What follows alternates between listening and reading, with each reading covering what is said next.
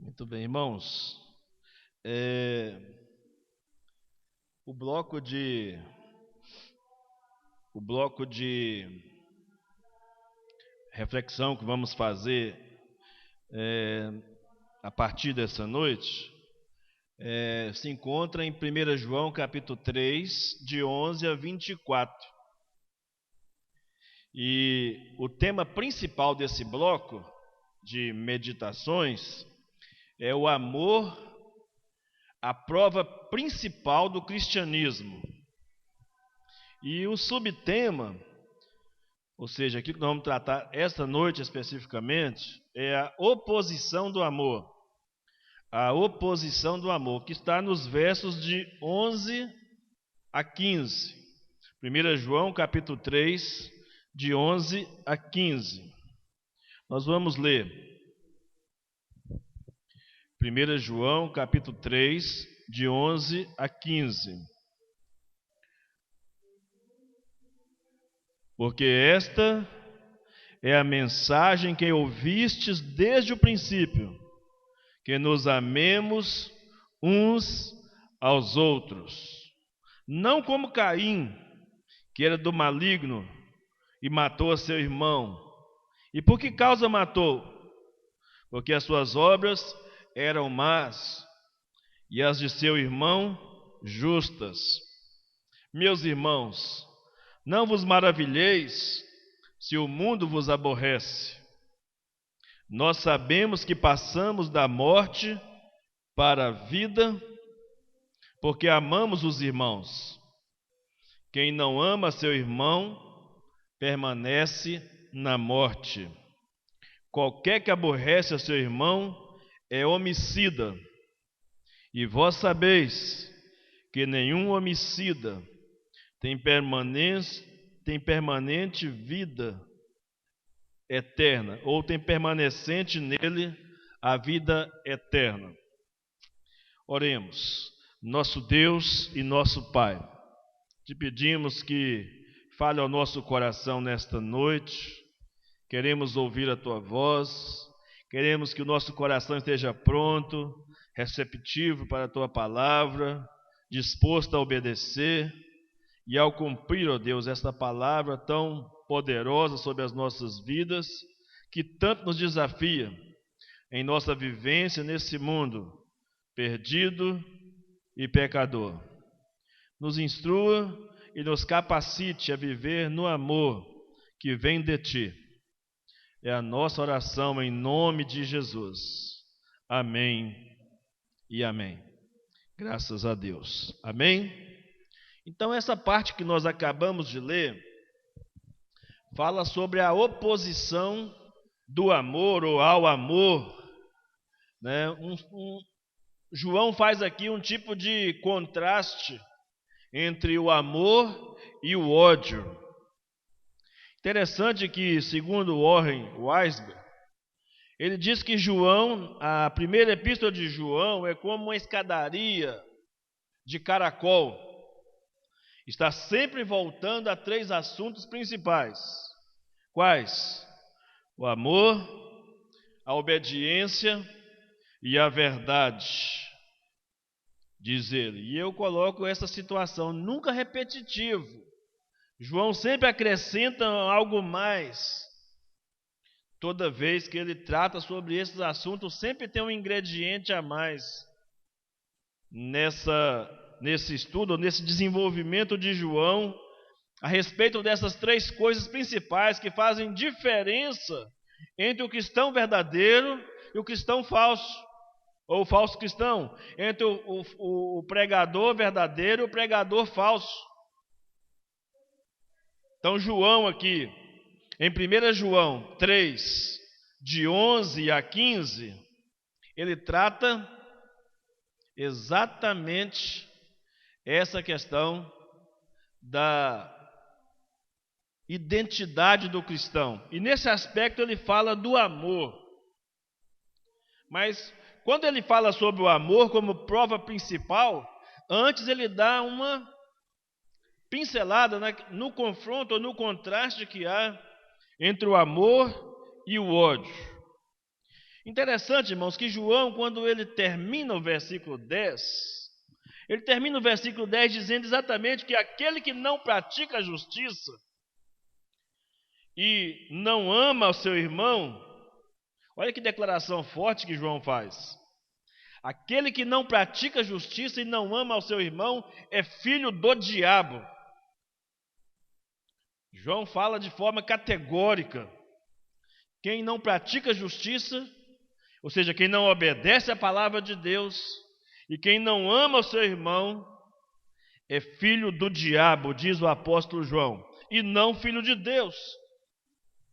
E já começa o versículo 11 fazendo uma outra declaração, uma outra afirmação categórica.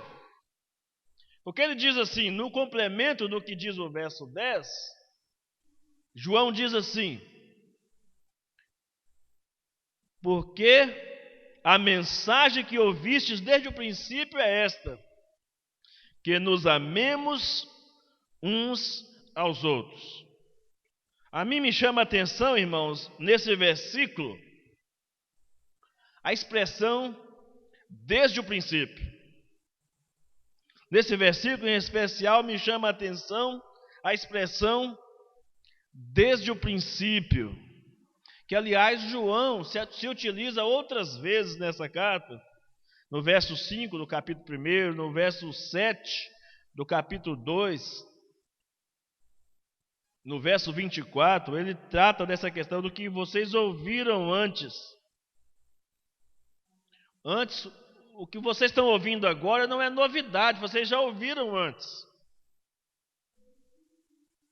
Não há nada de novo.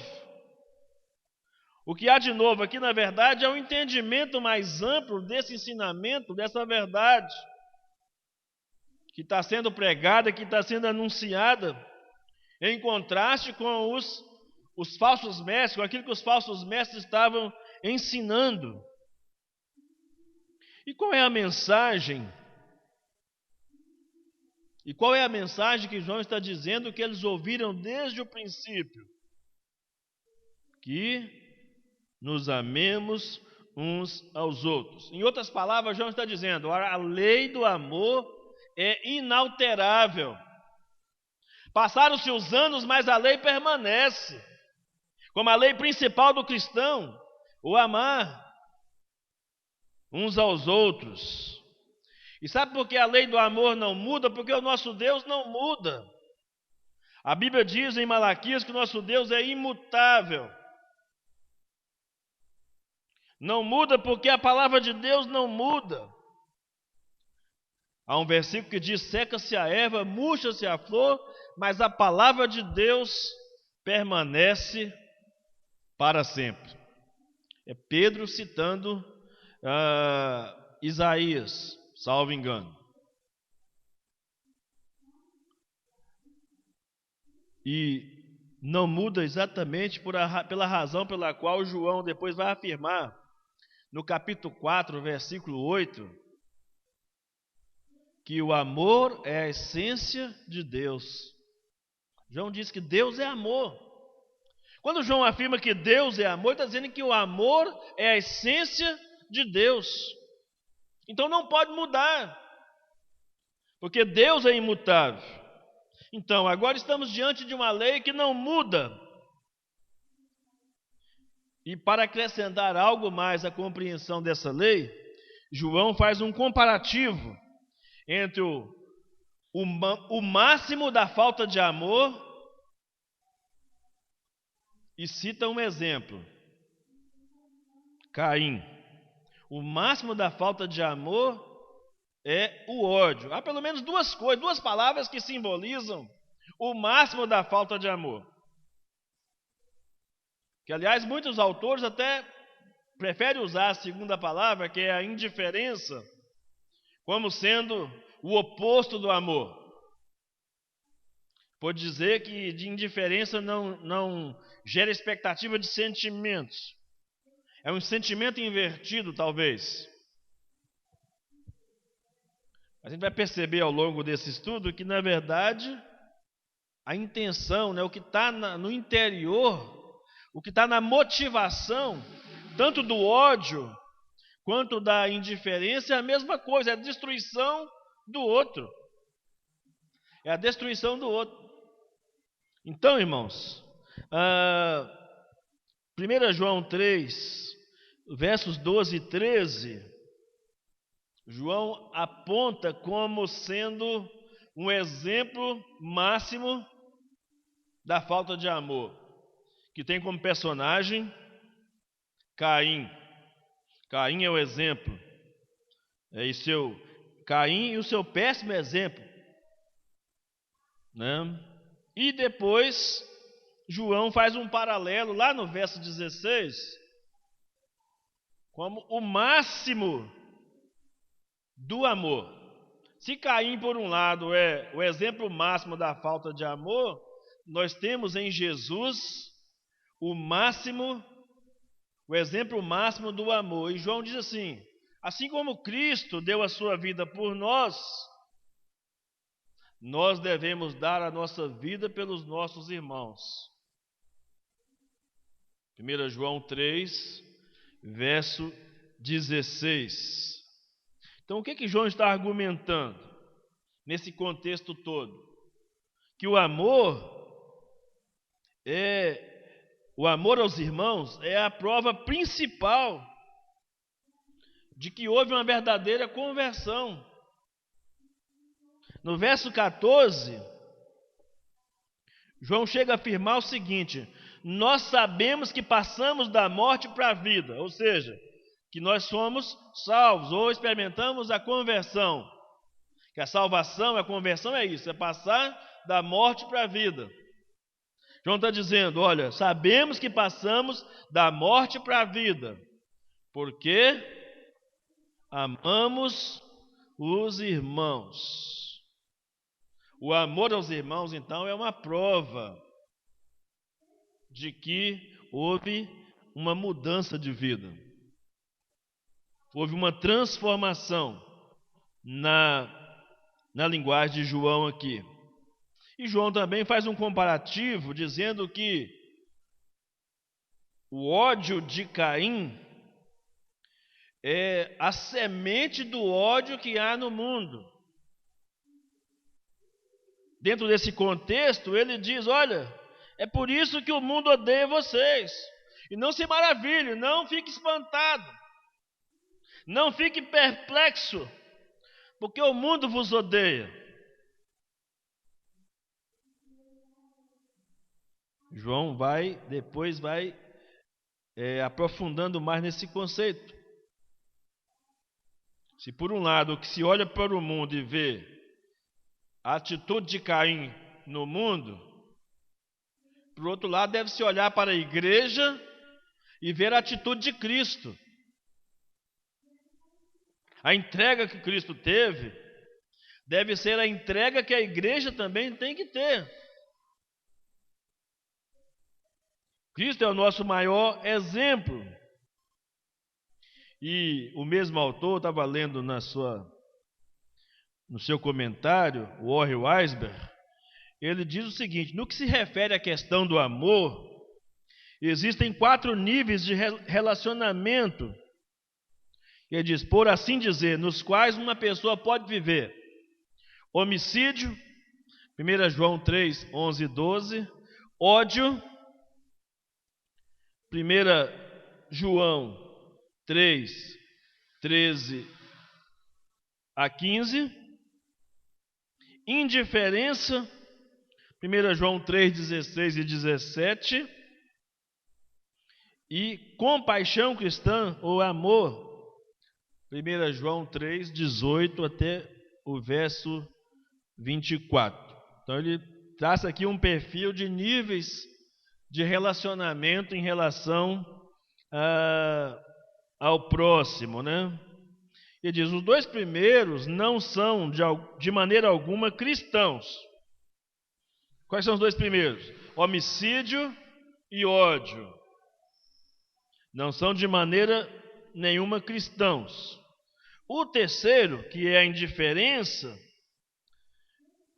fica aquém do cristianismo. E João explica isso. no verso 17, quando ele diz assim: quem, pois, tiver bens do mundo e vendo seu irmão necessitado lhe cerrar suas entranhas, como estará nele o amor de Deus ou a caridade de Deus? Ou seja, João está dizendo que não é só, que a prova do verdadeiro cristianismo não é só não fazer o mal, é também fazer o bem. Aliás, Tiago diz isso. Tiago 4,17. Todo aquele que sabe fazer o bem e não faz, comete pecados. Todo aquele que sabe fazer o bem e não faz, comete pecado.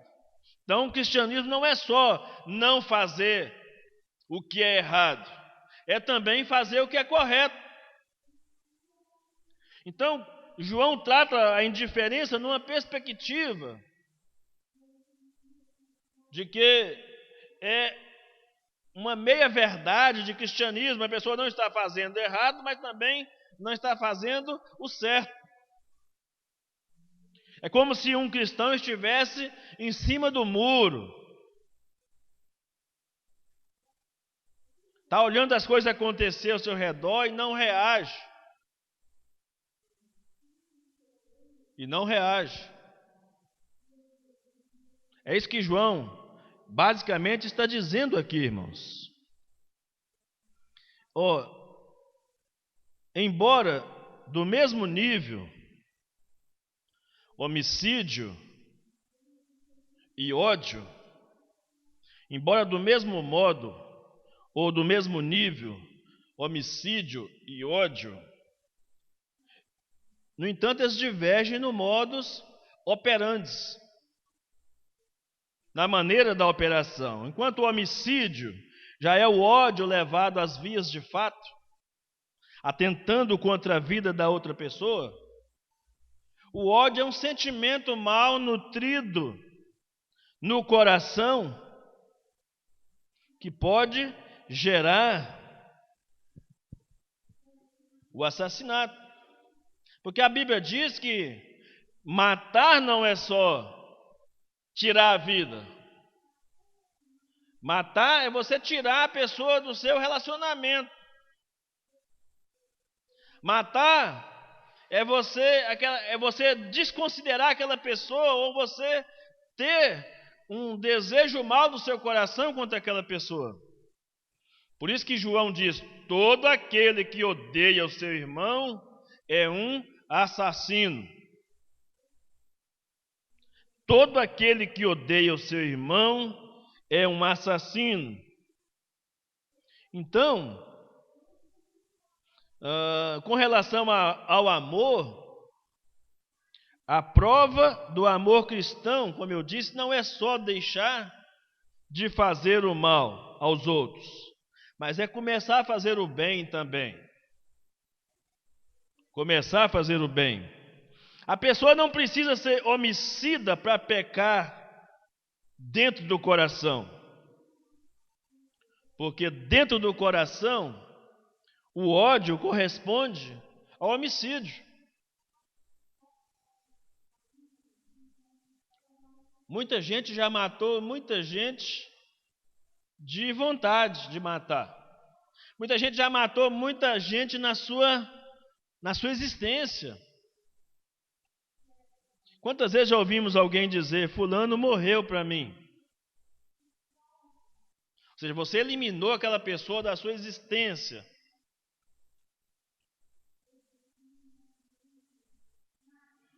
A Bíblia diz: é assassinato em potencial.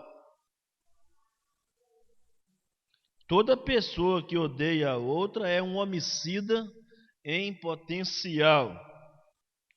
Ou seja, se deixar esse ódio aflorar, tem coragem de matar, porque já matou internamente essa pessoa. Então, matar aquela pessoa vai revelar que não há nenhum tipo de sentimento mais por aquela pessoa, porque já Isso já se constituiu no seu interior. Mas também não precisa sequer odiar o irmão ou a irmã para ter pecado. Basta ignorar, basta mostrar indiferença às suas necessidades. Porque o amor não pratica o mal. O amor não é indiferente. O amor faz o bem. O apóstolo Paulo diz que de sorte que o cumprimento da lei é o amor. O cumprimento da lei é o amor. Então, de 1 João, de capítulo 3, de 11 a 24, João distribui nessa explicação do amor como prova principal do cristianismo. João distribui aqui em 3 partes, ou 3 verdades sobre o amor. Primeiro ele trata da oposição ao amor, que eu dei uma pincelada geral aqui nessa palavra introdutória, de 11 a 15. Depois, no versos 16 até o verso 18, João vai falar do amor na prática. No sentido, não basta só falar de amor, você tem que praticar o amor. E dos versos 19 até o verso 24, João fala sobre os efeitos do amor. Mas voltando para os versos de 11 a 15, irmãos, voltando para os versos de 11 a 15, há pelo menos 5 situações aqui para ser abordada por nós, ou para serem abordadas por nós. E a primeira está no verso 11, nós já demos uma palavra inicial sobre ela. É que João está nos mostrando uma realidade de que a lei, ela é inalterável. E por que ela é inalterável? Porque o amor tem a sua essência e o seu princípio em Deus. A mensagem do amor é antiga, mas não é uma novidade. Ela é antiga. Ela não é uma novidade. Ou seja, já ouviram sobre isso. Talvez em outras palavras, mas já ouviu. E a pregação dos falsos mestres, sim. A pregação dos falsos mestres, sim, isso era novidade. Inclusive, era tão novidade, em contraste com essa mensagem do amor fraternal, que os falsos mestres se orgulhavam de ter recebido a mensagem deles de uma forma sobrenatural, como é próprio das seitas. Dizer que houve uma revelação especial e que recebeu algum tipo de ensinamento. E qual ensino era esse, o qual João tanto combatia? Qual era o ensino dos falsos mestres que João tanto combatia? E que fazia com que esses falsos mestres se orgulhassem tanto e tentassem tanto perverter a igreja de Cristo? Segundo os pais da igreja, quem eram os pais da igreja?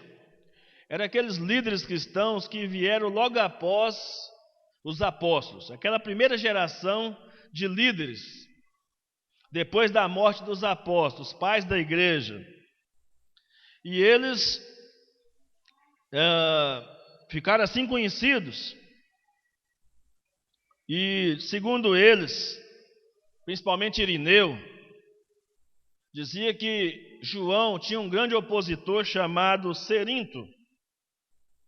Cerinto era talvez um dos principais líderes do antigo gnosticismo.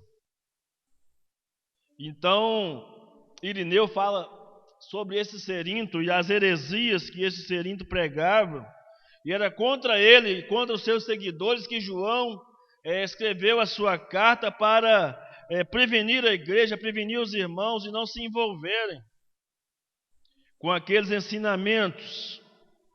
Os ensinamentos de Cerinto esse falso mestre tinha por base um ensinamento falso chamado docetismo. O docetismo ele é antecedente do gnosticismo, ou a base para o gnosticismo. E qual que era o seu ensinamento principal? O ensinamento principal do docetismo é que o corpo de Jesus, olha só, o corpo de Jesus era uma ilusão e que sua crucificação teria sido apenas aparente. Diziam que a matéria era má e, portanto, Jesus, para ser Deus, não poderia habitar na matéria ou não poderia ter vindo em carne. É por isso que João, nos seus ensinamentos, diz: todo aquele que afirmar que Jesus não veio em carne é anticristo, é falso mestre. João fez questão de enfatizar nos estudos anteriores que nós fizemos. E está agora aqui diante de um outro dilema. Por quê? Se a carne é má, se a carne é má, então ela é incapaz de fazer o bem. É incapaz de amar. Se a carne é má, então ela é incapaz de amar. Então, os falsos mestres, eles não admitiam a possibilidade do amor ao próximo como sendo uma virtude cristã, porque atribuía à carne a qualidade de ser má, para que eles pudessem afirmar aquela tese terrível, né, de dizer que Jesus não poderia ter vindo em carne, porque a carne era má, então agora tem que negar todos os atributos bons que alguém poderia fazer, não pode fazer. Está compreendendo, irmãos? Então as pessoas vão torcendo o ensinamento, e era contra isso que João estava efetivamente atacando ou combatendo. E esse Cerinto, vindo depois desse ensinamento do docetismo, ele vem acrescentando algumas coisas a mais. Por isso que os pais da igreja diziam que Cerinto era o maior opositor de João, porque ele dizia que o Deus Supremo não tinha feito o mundo físico. Não, matéria Deus não mexeu, porque Deus trabalha só no mundo dos espíritos. Na matéria não. Negava a divindade de Jesus por causa desse princípio de que Jesus não poderia habitar na carne, por causa da crença da carne ser má, da matéria ser má. Ele diz, olha só o que esse cara afirmou: o Espírito de Cristo veio a Jesus, ele nasceu de forma natural, eles não admitem o nascimento sobrenatural de Jesus, atribui Jesus, como sendo filho legítimo de Maria e de José, força uma barra aí, ou seja, ignora o texto bíblico, e diz que o Espírito de Jesus veio quando ele foi batizado e foi visivelmente uma pomba, descendo sobre Jesus corporalmente. Então, o Espírito veio naquele dia, no momento do seu batismo, guiou Jesus em todo o seu ministério, mas momentos antes da crucificação, ele abandonou Jesus, porque Deus não poderia morrer na cruz. Então, aparentemente, parecia uma coisa bacana o que o cara estava tentando ensinar aqui, mas estava negando a divindade de Jesus, descartando totalmente a divindade de Jesus.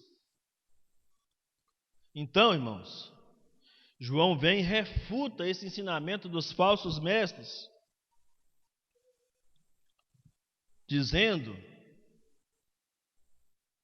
que os irmãos deveriam amar uns aos outros, não se afastar do ensinamento que tinham recebido desde o princípio.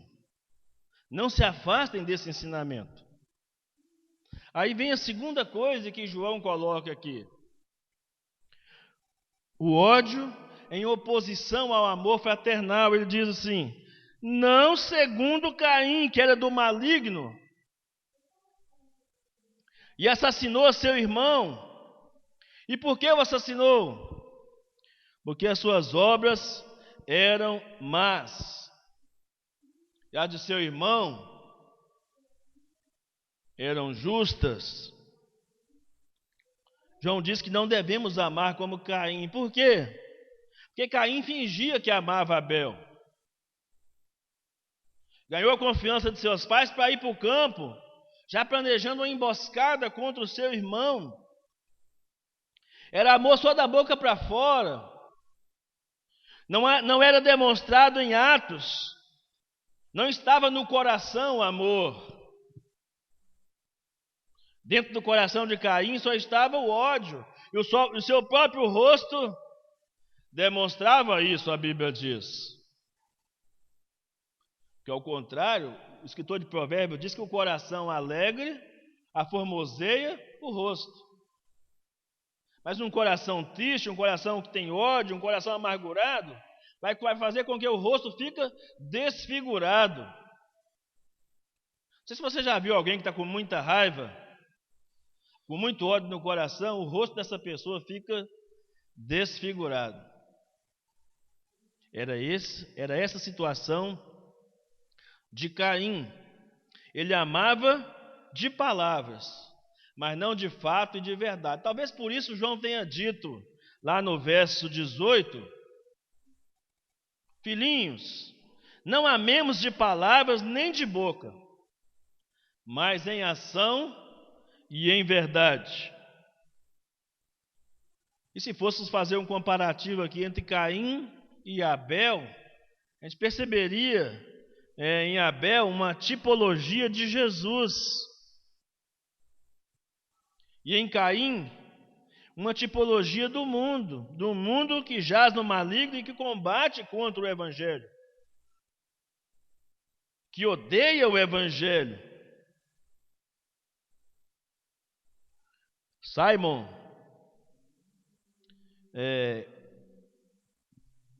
Kistemaker, eu acho que é esse o nome dele, ele citando Greenback, ele disse: o caso não é que Caim, ao assassinar o seu irmão, tornou-se filho do diabo, mas sim que ele, sendo um filho do diabo, suas ações eram malignas e culminaram com o assassinato do seu irmão. Está lá nas epístolas de Tiago e João, de Simon. Então, Caim é um representante daqueles que não são nascidos de Deus. É um representante daqueles que não são nascidos de Deus. Por isso João conclui o pensamento no verso 13, dizendo que a terceira situação de observação: irmãos, não vos maravilheis se o mundo vos odeia. Não se maravilhe disso. Não fique perplexo. O mundo está seguindo o caminho do seu protótipo, que é Caim. A linguagem que o mundo conhece é a linguagem do ódio. E porque nós fazemos o bem, isso é como se fosse um espinho afetando, atacando esses ímpios ou essas pessoas do mundo que fazem o mal. É por isso que nós dizemos que se a igreja não está incomodando o mundo, é porque a igreja está muito parecida com o mundo. Porque um viver cristão diferenciado vai incomodar as pessoas ao seu redor. Se você pratica justiça, se você ama até os seus inimigos, se você anda corretamente no seu trabalho, na sua casa, isso vai gerar um desconforto para quem está andando errado. E por isso a pessoa vai te odiar. Um crente que não cola, por exemplo, na escola, ele vai gerar desconforto para os colegas, ainda mais se ele for uma pessoa que é bem de bom entendimento, ele vai ter um certo desconforto na escola. Vai ser, de certa forma, odiado pelos seus colegas de turma. Um crente que não quer matar a aula, a turma combina, está na faculdade. Principalmente na faculdade acontece isso. A turma combina que vai matar a aula e o crente não vai. E o professor diz, não, se ficar um aluno eu dou aula. Eu já tive essa experiência. Aí a turma toda se volta contra você. Você está querendo andar corretamente.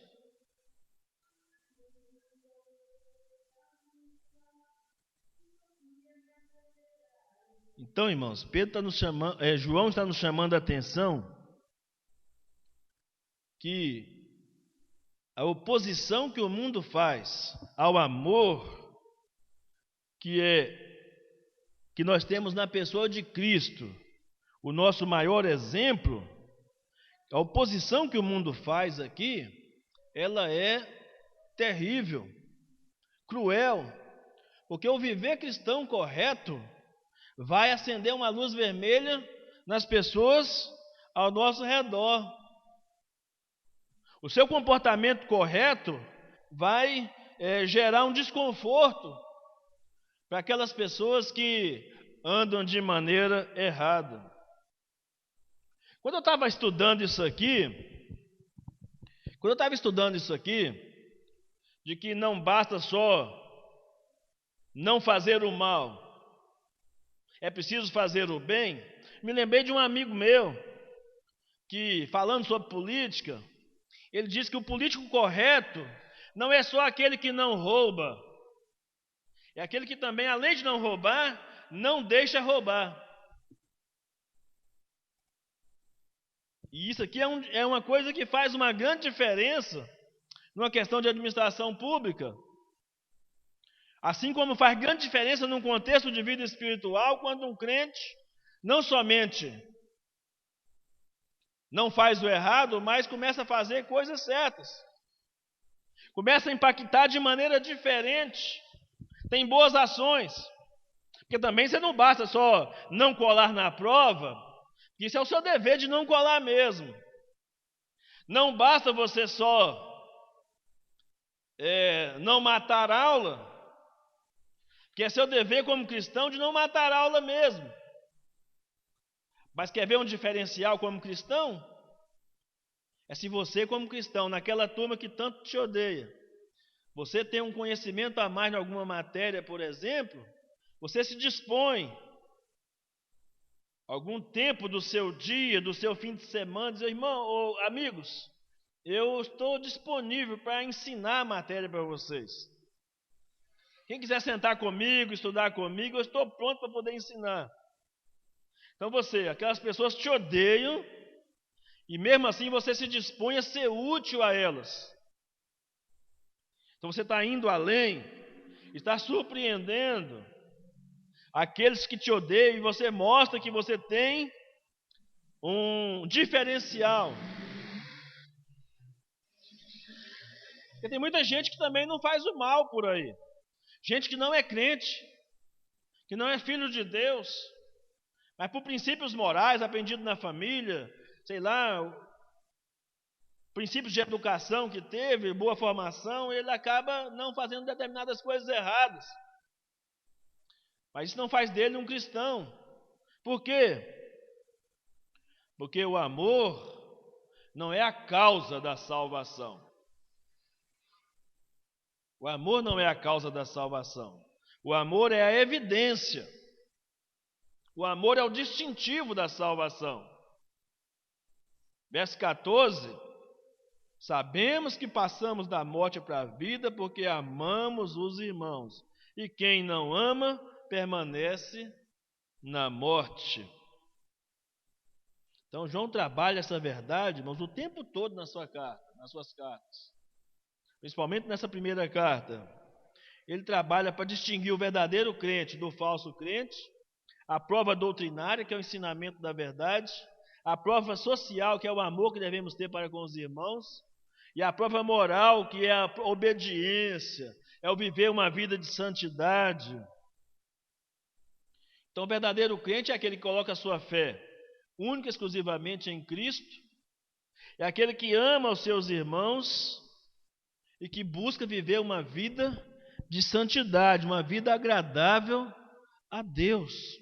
Esse é o diferencial do verdadeiro crente. E João é enfático em dizer que aquele que não ama permanece na morte. Permanecer na morte, João usa uma outra figura de linguagem para dizer que é o mesmo que andar nas trevas, é o mesmo que não ter a verdade, é o mesmo de não saber para onde vai, de ser mentiroso, de ser filho do diabo. Tudo são expressões usadas por João nessa primeira carta, para fazer uma distinção completa e total entre o que serve a Deus e o que não serve a Deus. É a prova de fogo entre o que serve a Deus e o que não serve a Deus. E ele termina essa primeira sequência no verso 15, quando fala da oposição ao amor, do amor. Ele termina: se por um lado o amor é o distintivo da salvação, por outro lado o ódio é a prova da perdição. Olha só o que diz o verso 15: todo aquele que odeia o seu irmão é assassino, e vós bem sabeis que todo assassino não tem vida eterna permanente em si. Então, se o amor é prova da vida eterna, o ódio, o assassinato, é prova da perdição eterna. Por isso, o ódio não é um sentimento nobre. O ódio não é um sentimento que deve estar no coração de quem diz que ama Jesus. E João Calvino, falando sobre esse versículo, verso 15, ele diz que só afirmar que desejamos que o mal aconteça a um irmão, mesmo que causado por outra pessoa, ou ficar feliz com o fracasso do outro, já é prova de que somos assassinos em potencial. Diz João Calvino no seu comentário, sobre esse versículo. Caim, porque odiou Abel, o matou. O mundo, porque nos odeia, quer nos matar.